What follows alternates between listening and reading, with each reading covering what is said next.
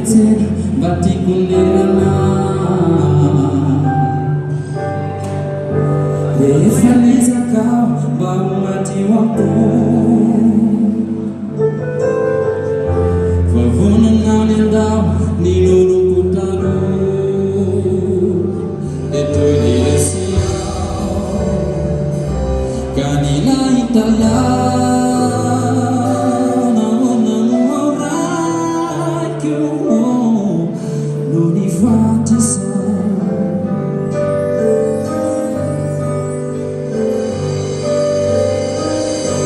rehefa nezakao ho manam-pahitrena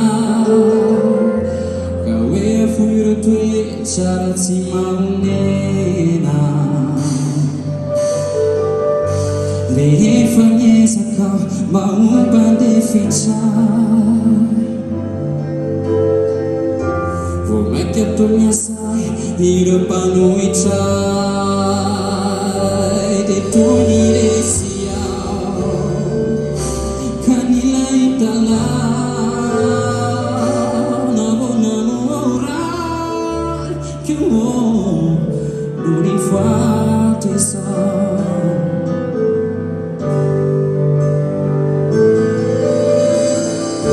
fa no ny teninao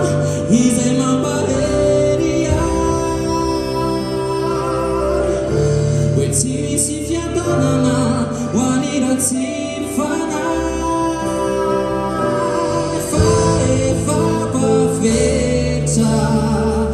ny antony rehetra zava-bona fa tsy toetra tanako ny tariketra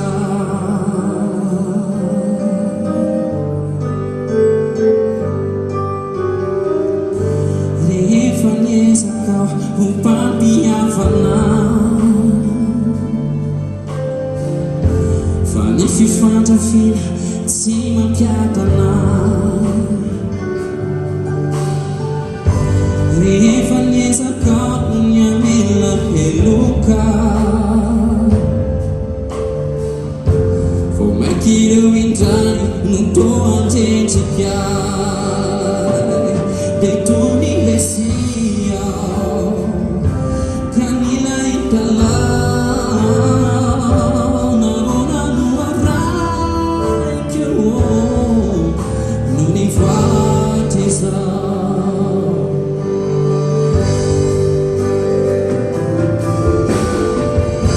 fa no ny teninao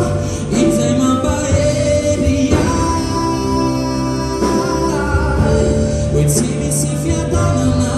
ho any ratsy fanahy fa efa voafetra ny antony rehetra zava-bona fa tsy toetra tanako ny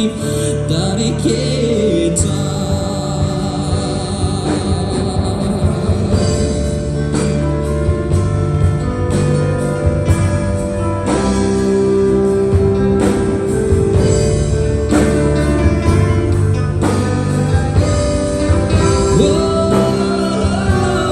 fa